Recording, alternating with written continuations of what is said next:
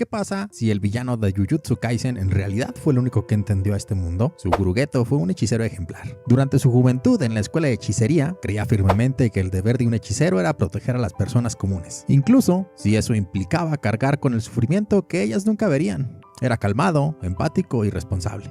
Aún a costa de sí mismo, era el camino correcto. Es importante dejar algo claro desde ahora. En este análisis nos centraremos únicamente en Suguru Geto como personaje, en sus decisiones, sus ideas y su transformación, sin entrar en spoilers sobre su futuro. Aunque el anime ya deja pistas de esto en algunos capítulos del arco de Shibuya, incluso con escenas donde el propio Geto menciona que el cuerpo puede llegar a rebelarse contra el alma. Ese tema quedará fuera de este video. La intención aquí no es adelantarnos a eventos posteriores, pero antes de tratar de entender a Suguru Geto y su transformación, primero revisemos de dónde viene este origen. Esta parte de su vida junto a Satoru Gojo, cuando aún eran jóvenes y amigos, se narra en el arco llamado Hidden Inventory y Premature Death del manga de Jujutsu Kaisen, que abarca aproximadamente los capítulos 65 al 79 de la obra original de Gege Akutami, y fue serializado desde el 5 de marzo de 2018 hasta el 30 de septiembre de 2024 en Weekly Shonen Jump, como parte de la historia principal, y son los que el anime adaptó en la segunda temporada, del episodio 25 al 29, desde el 6 de julio de 2023 hasta el 28 de diciembre de 2023, para mostrar cómo era Geto antes de perder su fe y cruzar el umbral hacia lo que sería su futuro antagonista. También existe una película recopilatoria de Hidden Inventory y Premature Death, la cual compila de nuevo el arco de Gojo y Geto jóvenes, solo que esta vez en formato cinematográfico.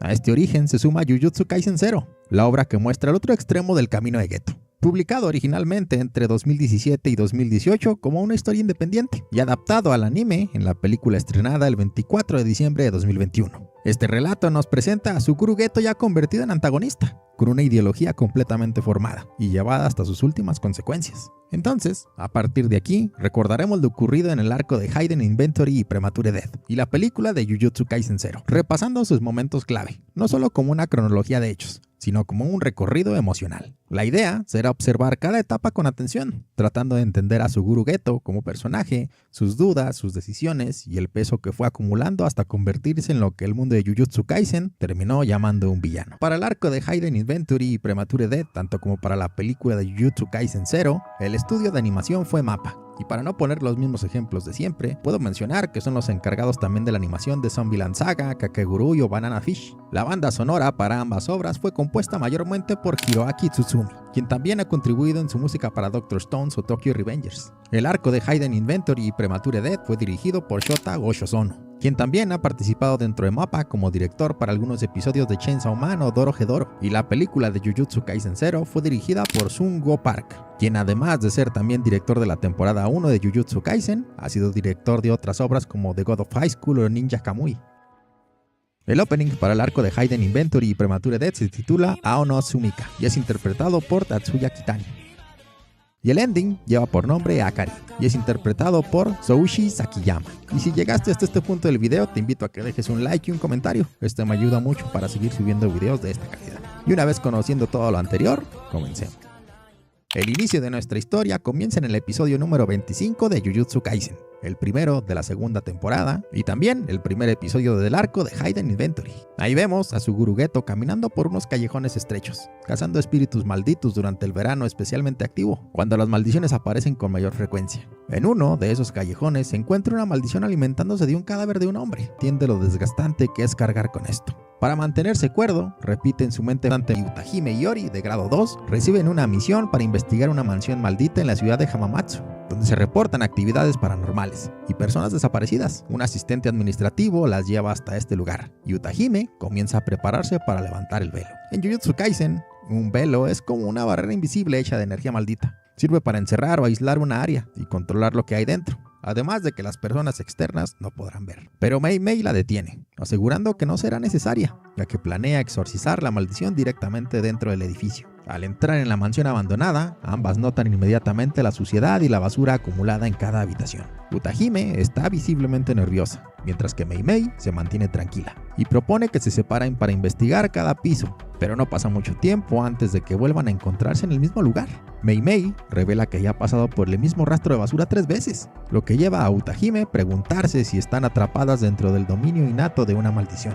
Mei Mei descarta esa posibilidad, explicando que un dominio es una manifestación del paisaje mental del espíritu, y que en este caso parecen estar atrapadas dentro de una barrera diseñada para capturar a víctimas. Convencida de que la maldición no es especialmente poderosa, Mei Mei afirma que pueden exorcizarla si logran escapar de la barrera. Para poner a prueba a Utahime, le pregunta cuál sería la mejor forma de hacerlo. Tras recorrer el pasillo varias veces, Utahime se da cuenta de que no se trata de un círculo. Muestra la foto a Cocoon. Con la derrota de Bayer, Yu se disuelve poco después como organización. Mientras tanto, Xiu Kong, intermediario de la Asociación del Recipiente del Tiempo, Xiu le pregunta por qué no ha comenzado la persecución de la chica. Y Toji responde que enfrentarse directamente a Satoru Gojo no es una opción viable. Explica que está usando el dinero inicial del contrato para desgastarlo, y Suguru discuten si deberían de llevar a Riko a un hospital. Ambos lamentan no poder usar la técnica inversa como Shoko y Eri, quien siempre ha sido incapaz de explicar cómo funciona. Dentro de Jujutsu Kaisen, y dicho en palabras simples, una técnica inversa es usar la energía maldita al revés para curar en lugar de dañar. Explicado aún más fácil es como decir que la energía maldita nace de emociones negativas. Si juntas energía negativa con energía negativa, el resultado es algo positivo. Y ese resultado positivo es una técnica inversa. Riko despierta de pronto y golpea a Satoru. Misato entra a la habitación y aclara el malentendido, explicando que los chicos están ahí para protegerla. Satoru comenta que Riko no es como la imaginaba, alguien destinada a fusionarse con Tengen. Riko, orgullosa, afirma que ella es Tengen y que Tengen es ella. A petición suya, deciden acompañarla a la secundaria, aunque Satoru se opone. Masamichi Yaga confirma por teléfono que cumplir los deseos de Riko forman parte de la misión. Y Misato añade que Riko perdió a su familia desde muy joven y que quiere que disfrute su último día con sus amigas. Suguru sonríe y reconoce que Misato es, en realidad, su familia. Este gesto es crucial porque demuestra que Geto sí es capaz de sentir el apego y los vínculos humanos reales. Por lo menos todavía hasta ese momento. Pero ya es algo tarde. Él y Riko están rodeados por 4 clones del mismo enemigo. Aparece un quinto, pero Satoru lo aplasta con su técnica maldita, azul. Satoru explica que la técnica del enemigo le permite crear hasta 5 clones y cambiar cuál es el cuerpo real en cualquier momento. Cuando el usuario pregunta cómo lo sabe, Satoru responde que tiene unos buenos ojos. Incluso se da el lujo de explicar su propia técnica, detallando el funcionamiento de Blue. En ese momento, ya un poco confiado, intenta usar su otra técnica maldita, rojo, pero falla, admitiendo de forma cómica que aún no ha dominado esa técnica inversa. Riko, quien ha estado flotando a su lado gracias al poder de Satoru, de pronto recibe un mensaje en su celular. Al leerlo, queda paralizada. Misato Kuroi ha sido secuestrada. Y aquí comienza el tercer episodio del High End Inventory. Misato Kuroi ha sido secuestrada, justo en el breve momento en el que Suguru se separó de ella para ayudar a Satoru. Poco después, Satoru y Suguru se reúnen para analizar la situación y decidir cómo actuar. Riko quiere ayudar, pero Satoru se mantiene firme. Si su presencia pone en riesgo la vida de Kuroi, la dejará atrás sin dudarlo.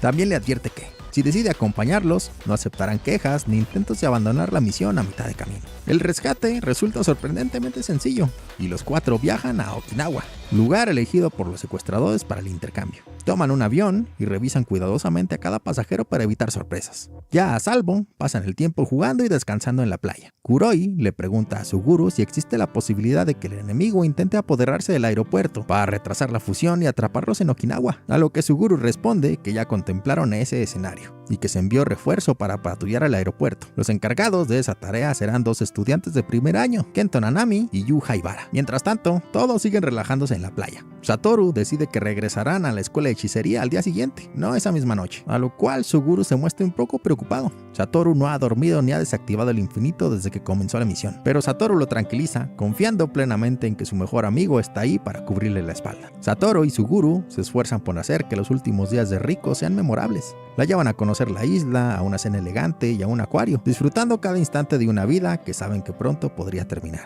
Al día siguiente, el grupo regresa a la escuela de hechicería, y el límite del tiempo para la recompensa por Riko finalmente ha expirado. Suguru felicita a Satoru por su esfuerzo, lo corta repetidamente y finalmente lo apuñala en la cabeza con otro cuchillo. Mientras tanto, Suguru escolta a Riko y a Kuroi hasta la tumba del recipiente estelar. Al bajar por el elevador, ambas se despiden con lágrimas, y Suguru conduce a Riko por un pasillo hasta una plataforma que da al salón principal. Le explica cómo llegar hasta Tengen, pero también le ofrece una elección: volver a casa con Kuroi si así lo desea. Riko queda confundida. Suguru le confiesa que Masamichi Yaga llamó a la fusión una erradicación, para que entendieran su peso, y que tanto él como Satoru habían decidido apoyar la decisión de Riko, incluso si eso significaba enfrentarse a Tengen. Riko admite que aceptó su destino, que creyó ser especial, pero finalmente rompe en llanto y confiesa que quiere seguir viviendo con todos. Suguru extiende su mano para llevarla de regreso. Este es el último instante de humanidad pura de Suguru Geto. Está dispuesto a traicionar una orden divina, de enfrentarse a Tengen y romper el sistema.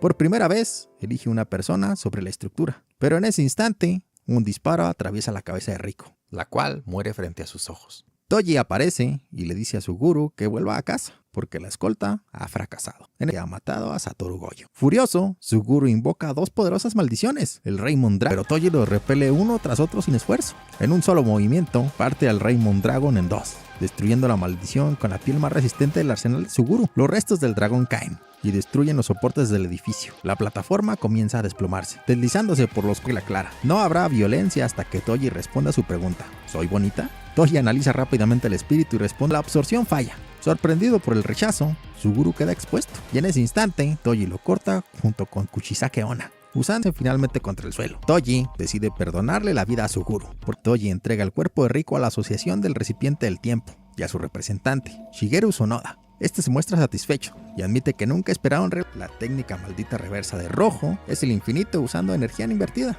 En vez de jalar, empuja violentamente todo hacia afuera. Si azul es un vacío, rojo entonces es como una explosión. Y a partir de estas dos nace lo que es púrpura. Púrpura es la mezcla de azul, o sea atracción, con rojo, repulsión. Y cuando ambas chocan, simplemente desaparece. Y ya estando en este punto y para terminar de aclarar todo, hablemos ahora del vacío infinito, la expansión de dominio de Satoru Gojo, la cual nos la presentan hasta el capítulo número 7 de la primera temporada. En el mundo de Jujutsu Kaisen, una expansión de dominio es cuando un hechicero crea un espacio propio, como una dimensión cerrada, cuando su enemigo queda atrapado según sus reglas. Comprendiendo esto y hablando ahora del vacío infinito de Satoru Gojo, es simple. Es como si intentaras escuchar todas las canciones del mundo a la vez, o como si trataras de leer todos los libros al mismo tiempo, o tener pensamientos infinitos al mismo tiempo. El resultado es que el enemigo se paraliza, incapaz de moverse o de pensar. Ahora sí, conociendo todo esto, volvemos a nuestro episodio. Vemos que la mitad del cuerpo de Toji, gracias a la técnica púrpura de Satoru, ha desaparecido. Fuerte, y en ese intento terminó perdiéndose a sí mismo. Con casi la mitad de su cuerpo aniquilado, Toji admite que ese fue el momento en que dejó de saber quién era. Este es un punto clave y es importante mencionar que justo en ese momento Satoru Gojo destruyó tanto la cadena de los 1000 kilómetros y la lanza invertida del cielo, actos que tendrán consecuencias años después. Satoru entonces le pregunta si tiene unas últimas palabras. Al principio, Toji dice que no, pero luego piensa en Megumi y revela que su hijo será vendido al clan Zenin dentro de unos años, diciéndole a Satoru que haga lo que quiera con esa información. Más tarde, un Suguru recuperado encuentra el espíritu de Toji y lo absorbe. Al reunirse con Satoru, se sorprende al verlo recuperando el cuerpo de Riko de la Asociación del Recipiente del Tiempo. Pero aún más impactante es el cambio en Satoru. Suguru le pregunta qué ocurrió, y Satoru asume la responsabilidad por la muerte de Riko. Rodeado de no hechiceros celebrando, le pregunta a Suguru si debería matarlos a todos, pero Suguru responde que no tiene sentido, que la asociación caerá tarde o temprano. Rodeado de personas que aplauden una muerte que no comprenden, Suguru murmura para sí mismo que siempre debe existir un propósito, especialmente para los hechiceros, y este quizá podría ser el golpe final. Suguru ve ignorancia, ve indiferencia y ve gozo frente al sacrificio ajeno. Aquí nace su resentimiento hacia los humanos comunes, no porque sean malvados, sino porque no entienden nada y aún así se benefician. Satoru Gojo se reúne con Suguru Geto y Shoko y Eri para mostrarles cuánto ha avanzado. Gojo ha automatizado el infinito, puede usar la técnica inversa de forma constante y está cada vez más cerca de dominar por completo la expansión de dominio. Suguru, en contraste, luce agotado. Gojo incluso le pregunta si ha bajado de peso, pero él lo minimiza diciendo que está bien. Pero la realidad es distinta. Gojo ahora puede encargarse de las misiones solo, y Shoko casi nunca sale a trabajos peligrosos, lo que deja a Suguru completamente solo durante ese verano especialmente activo, lleno de maldiciones apareciendo una tras otra. Y entonces ahí ocurre algo silencioso pero que va siendo devastador. Gojo ya no lo necesita, Shoko no comparte el peso de salir a misiones y Suguru queda aislado. El agua cae, pero los pensamientos no se van. Desde hace un año intenta convencerse de seguir siendo un hechicero justo, alguien que salva a personas. Sin embargo, no puede borrar de su mente el sonido de los aplausos de los seguidores de la Asociación del Recipiente Estelar, celebrando la muerte de Riko a una palabra clave: monos. En medio de este desgaste aparece Yui Haibara, quien intenta compartir su entusiasmo con Suguru. Más adelante, Suguru se encuentra solo en una sala con una máquina expendedora, cuando Haibara lo ve y decide que está bien con ser hechicero, y si no resulta demasiado duro. Yu responde que no piensa tanto en eso, y que solo quiere dar lo mejor de sí en lo que sabe hacer. De pronto, una mujer entra abruptamente y les pregunta qué tipo de mujeres les gustan. Yu responde con total seguridad que le gustan las mujeres con buen apetito. Y Suguru se sorprende de que conteste sin dudar. Pero Yu le dice que puede notar que ella es una buena persona. Luego se retira y deja a Suguru con la mujer, quien se presenta como Yuki Tsukumo, hechicera de grado especial. Suguru reconoce ese nombre. Es famosa por ignorar misiones y pasar tiempo fuera de Japón. Al principio, Yuki finge odiar la escuela de hechicería, pero pronto se pone seria. Explica que el cuartel general solo combate los síntomas del problema y no la raíz. Su objetivo es crear un mundo sin maldiciones, y plantea 2 caminos para lograrlo: eliminar la energía maldita de la humanidad o hacer que todos puedan controlarla. Y menciona a Toji Zenin como el caso perfecto del primer método, ya que él era la única persona conocida sin energía maldita. Pero al estar muerto, esa opción ya no es viable. Por eso considera la segunda. Yuki explica que los hechiceros no generan maldiciones porque puedan controlar su energía. Ante esto, Suguru propone una solución extrema: matar a todos los no hechiceros. Mientras Yuki analiza fríamente la lógica de esa idea, Suguru vuelve a escuchar los aplausos en su cabeza. Este encuentro es un punto clave porque Yuki no juzga la idea de Suguru y no la invalida tampoco. Y pudiera ser que provocara dentro de Geto una pregunta. Tal vez no estoy tan loco como para pensar esto. Yuki le pregunta directamente si odia a los no hechiceros, y Suguru no puede responder con claridad. Parte de él los desprecia, incapaz de separar lo admirable de lo repulsivo. Otra parte quiere rechazar ese odio y seguir siendo un hechicero justo, gracias a la aparición de otro recipiente de plasma estelar. Y poco después ocurre la tragedia. Nanami regresa antes de tiempo de una misión con Yu Haibara. En el depósito de cadáveres, completamente alterado, explica que la información que recibieron era errónea, que el espíritu no era de grado 2, sino una deidad local, y fue quien mató a Yu. Suguru intenta calmar a Nanami y le dice que descanse, pero él mismo queda profundamente afectado. Compara la vida de un hechicero con un maratón cuyo final está hecho con los cadáveres de sus propios compañeros. Más adelante, en otra misión, Suguru exorciza una maldición que estaba causando problemas en un pueblo. Sin embargo, los habitantes culpaban a 2 niñas hechiceras, a las cuales habían golpeado y encerrado en una jaula. Suguru intenta explicar que la maldición ya fue eliminada, pero nadie lo escucha. Y este es el momento clave. Es un momento irreversible. Suguru se ve a sí mismo, ve a Haibara, ve a Riko, y ya no puede justificar a proteger quienes destruyen a los suyos. No es un simple arrebato, es una decisión moral consciente. Al ver a esas niñas, hechiceras como él, indefensas y maltratadas, Suguru finalmente toma una decisión. Suguru Geto le pregunta si quiere ir con ellos. Megumi pregunta si Sumiki sería feliz allí. Y Goyo, siendo honesto, le responde que no lo sería. Solo le pide que se vuelva lo suficientemente fuerte para seguirle el ritmo. Y ahí termina el arco de Hidden Inventory y Premature Death. Y continúa, quienes acabaron con heridas graves. Nos presentan entonces a Yuta Okotsu y a Satoru Goyo, que se encuentra a su lado, afirmando que Yuta tiene que ir a la escuela de hechicería. Goyo le pregunta a Yuta que qué es lo que tiene en su mano, un cuchillo deformado, a lo que Yuta solo responde que trató de quitarse la vida, pero que Rika interfirió. También se niega a ir a la escuela de hechicería, temiendo dañar a alguien más, a lo que Goyo responde que en vez de dañar, puede aprender a ayudar a los demás. Damos un pequeño salto en el tiempo, y estamos en la escuela de hechicería, con Satoru Goyo ya como profesor y el grupo de primer año de ese entonces, al cual se unirá Yuta, quien al entrar al salón, de inmediato alerta a los demás por una presencia de maldición que lo rodea. Ahí nos transportan a un flashback, con Yuta y Rika de niños. Y Rika regalándole a Yuta un anillo de compromiso, como una promesa de que cuando crezcan se casarán y serán felices. De inmediato cortan la escena, y vemos que Rika fue atropellada, falleciendo en ese momento, y que justo allí, por el amor que ella sentía, nació su maldición, la cual ha seguido, entre comillas, protegiendo a Yuta hasta el día de hoy. De vuelta al presente, Satoru explica que no traten de atacar a Yuta o Rika intervendrá. Y apenas ahí nos presentan a los integrantes del grupo de primer año. Maki Zenin, quien usa artefactos malditos para luchar, Toge Inumaki, quien usa el discurso maldito, y Panda.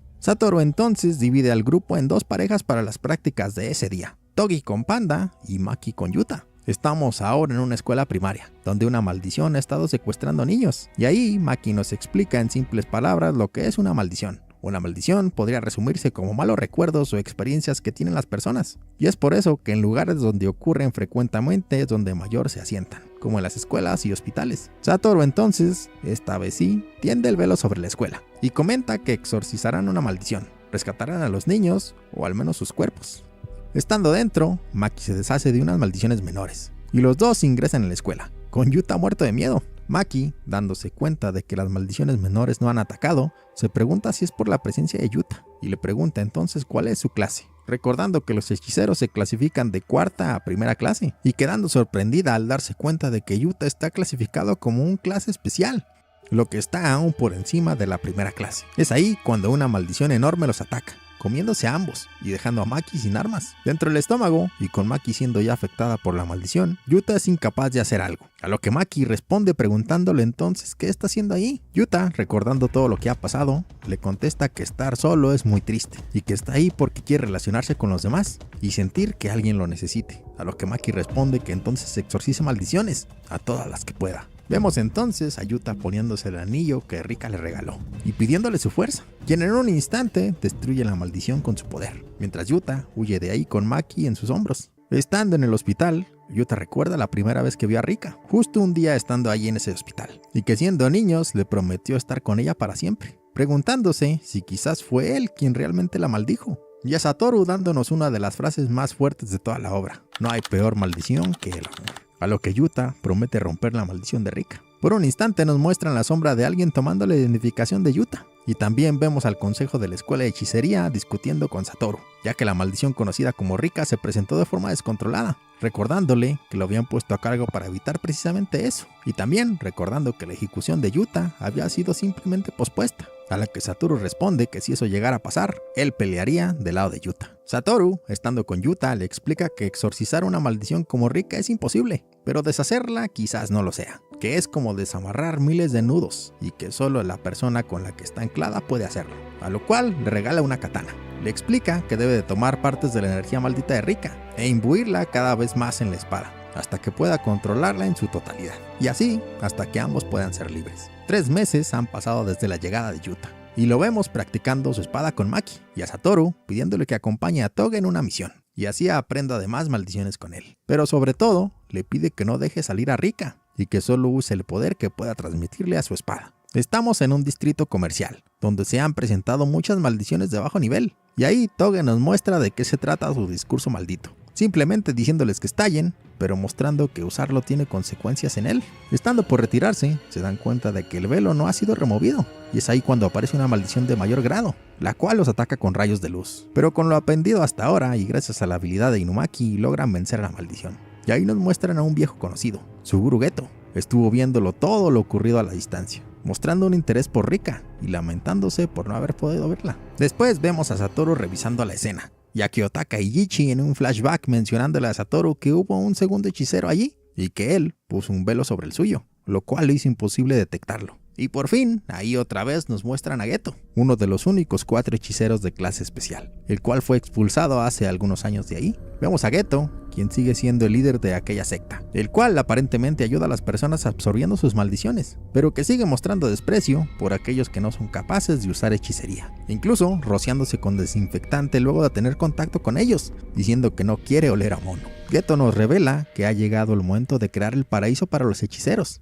pero que primero debe de caer la primera piedra angular del mundo de la hechicería, su escuela. En ese momento, Satoru siente una presencia, y Geto se presenta dentro de la escuela frente a los estudiantes. Rápidamente se aproxima a Yuta, diciéndole que tiene un poder maravilloso, que el mundo en el que están, donde los hechiceros tienen que ocultarse para proteger a un humano normal, está mal, que el fuerte tiene que acomodarse al débil, y le pide unirse a él, matando a todo aquel que no sea hechicero y así crear un mundo solo para ellos. Entonces, Satoru Gojo interviene, pidiéndole a Geto que no contamine a sus estudiantes con su discurso. Y Geto le responde que ahora entiende por qué los estudiantes de primer año eran tan especiales esta vez, porque están a cargo de su viejo amigo, un humano maldito, un Yukai, un usuario del discurso maldito, y llamando el fracaso del clan Zenin a Maki. Esto hace molestar a Yuta, quien de inmediato rechaza su oferta, a lo que Geto no le queda más remedio que mencionar que está ahí simplemente para declararles la guerra. El próximo 24 de diciembre será el desfile nocturno de los 100 demonios, y si quieren detenerlo,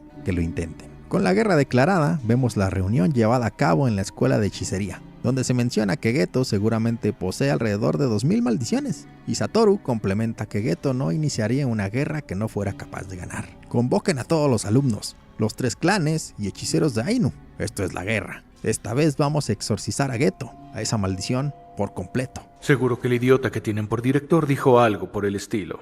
Se llega entonces el 24 de diciembre y vemos a Geto explicar que tienen un 30 o un 20% de probabilidad de éxito, a menos que maten a Yuta Okkotsu y él pueda absorber a Rika. El desfile nocturno era solo una distracción, ya que la escuela se negaría a exponer a Yuta, quien estaría aislado ahí, y eso lo aprovecharía para acercarse. Vemos entonces a Yuta y a Maki, quienes se han quedado en la escuela conversando. Maki le explica por qué se refieren a ella como un fracaso, debido a que es incapaz de ver maldiciones, ya que no cuenta con energía maldita, el primer requisito para ser un hechicero, y que solo puede hacerlo a través de sus lentes. Yuta pregunta entonces por qué es una hechicera, a lo que Maki responde, porque soy muy rencorosa. Menciona que cuando vuelva hará añicos a todo el clan, como una hechicera de primer grado incapaz de ver maldiciones. Geto ha llegado a la escuela, y coloca un velo sobre ella, en donde se encuentra con Maki ya esperándolo para enfrentarlo.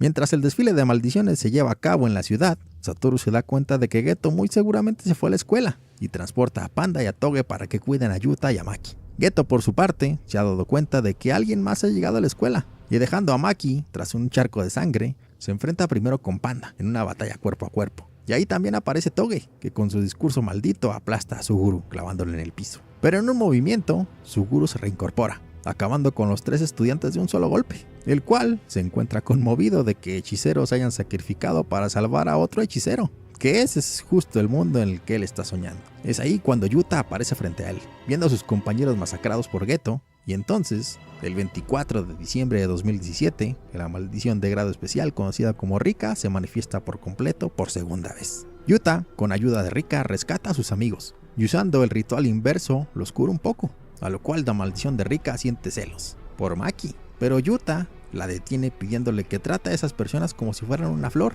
ya que son importantes para él. Es entonces cuando junto con Rika se preparan para enfrentar a Geto, y usando el discurso maldito del clan Inumaki, eliminan las maldiciones que Suguru antes había invocado.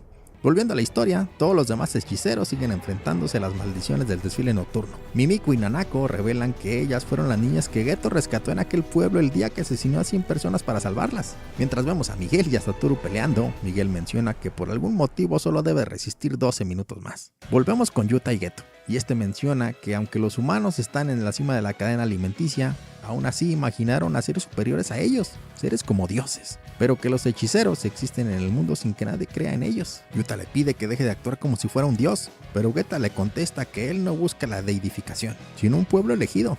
Yuta responde que si no sabe si Geto tiene la razón o no, pero que para seguir viviendo una vida junto a sus amigos y que alguien lo reconozca, tiene que quitarle la suya. Suguru responde que Yuta es un egoísta y que solo está haciendo eso por autoconvencimiento, pero que de hecho eso es algo de lo más importante para seguir viviendo. Geto entonces nos presenta una de las 16 maldiciones de grado especial, y que en este caso está bajo su poder, Tamamo no Mae. Tamamo no Mae viene del folclore japonés, y en la leyenda original era una mujer bellísima, inteligente, perfecta y admirada por todos, pero en realidad era un espíritu maldito. Su objetivo era corromper, manipular y destruir. Cuando fue descubierta, su muerte dio origen a la piedra asesina, una roca que mataba a cualquiera que se le acercara. Además, Geto menciona que combinará las 4461 maldiciones que ha recolectado hasta el día de hoy para aplastarlo. Entonces Yuta le pide a Rika que le preste su poder una última vez, y que después de eso podrá estar con ella por siempre, porque la ama. Las técnicas de Yuta y Geto colisionan, amor contra justicia, como ellos lo llaman, provocando una explosión que arrasa con todo a su paso.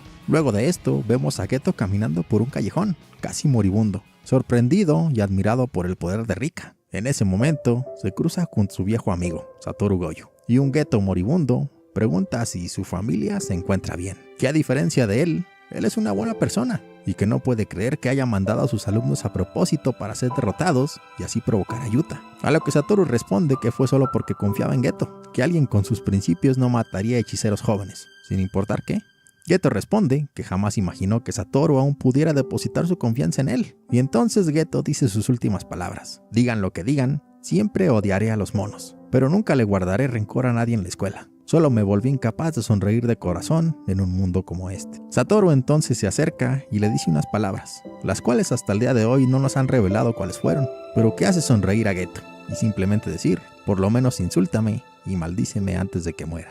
Luego de eso vemos a Yuta y a sus compañeros después de la pelea, en la que todos han sobrevivido, incluida Rika, la cual espera por Yuta, a lo que él responde que prometió marcharse con ella a cambio de su poder. En ese instante, la maldición conocida como Rika Orimoto se transforma en la Rika en su versión de niña, y ahí aparece Satoru para explicar todo lo ocurrido. Después de que Yuta compartió su teoría con él, decidió investigar a su familia. La investigación de Rika había terminado hace mucho, pero la de la familia de Yuta dejaba muchas preguntas. Se descubrió que es un familiar lejano de Sugawara Unomachizane, quien en el mundo real y en Jujutsu Kaisen es considerado uno de los 3 grandes espíritus vengativos de Japón, lo cual hace pariente de alguna forma también de Satoru Gojo. Y que a final de cuentas, Yuta tenía razón, Rika no lo maldijo, sino que él la maldijo cuando se negó a aceptar su muerte, y que entonces, si la maldición no buscaba algún tipo de castigo, eso los vuelve libres a los dos. Yuta rompe en llanto, ya que todos estuvieron en peligro por su culpa, pero Rika al contrario le agradece por haber dejado de estar más tiempo con él. Entonces Rika se despide de Yuta, pidiéndole que no se apresure a ir con ella,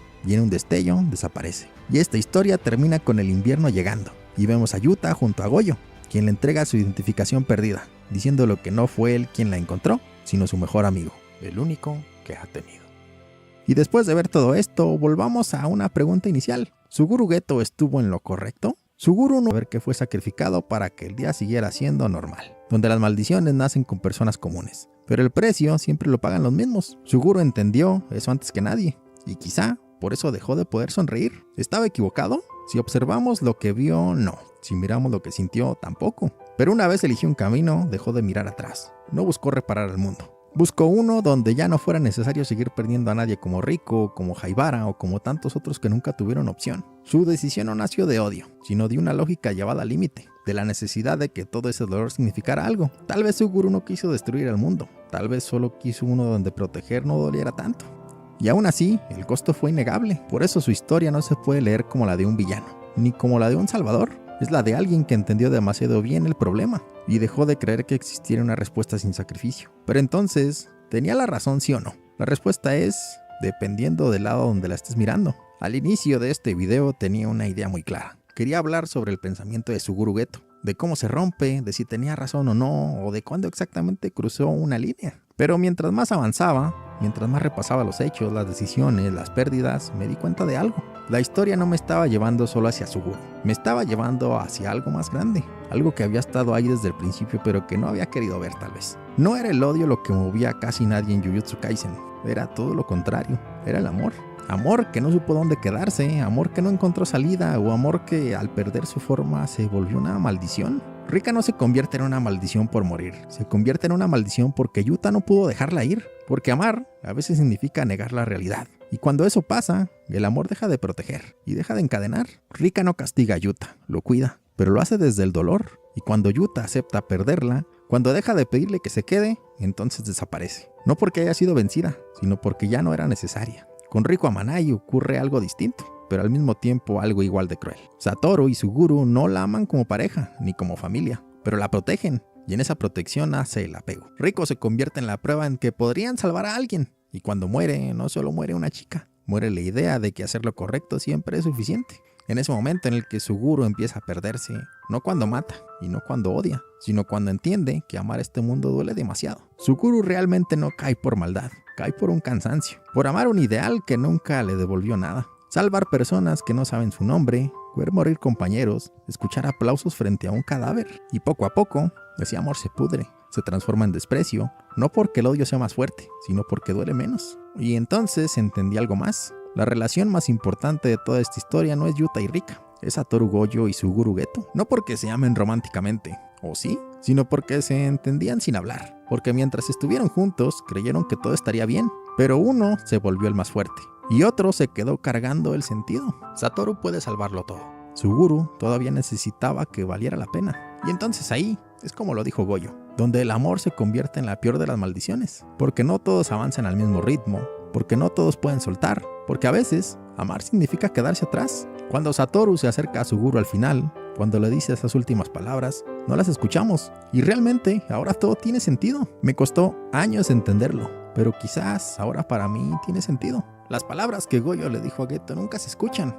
porque realmente no estaban hechas para nosotros, estaban hechas para él. No eran una lección, no eran un discurso, eran un acto de amor. Un amor que el mundo de Jujutsu nunca supo cómo salvar. Y tal vez por eso esta historia duele tanto, porque no habla de maldiciones lejanas, habla de nosotros, de aferrarnos a personas que ya no están, de ideales que ya se rompieron, de amistades que se separaron, sin odio, solo por creer en cosas distintas, de no saber cuándo soltar, y de cargar con esto todos los días, porque si algo nos enseña a Jujutsu Kaisen es que el amor no siempre salva, pero aún así, nadie deja de amar. Y que también, porque si el amor es la peor de las maldiciones, quizá también es la única que vale la pena cargar.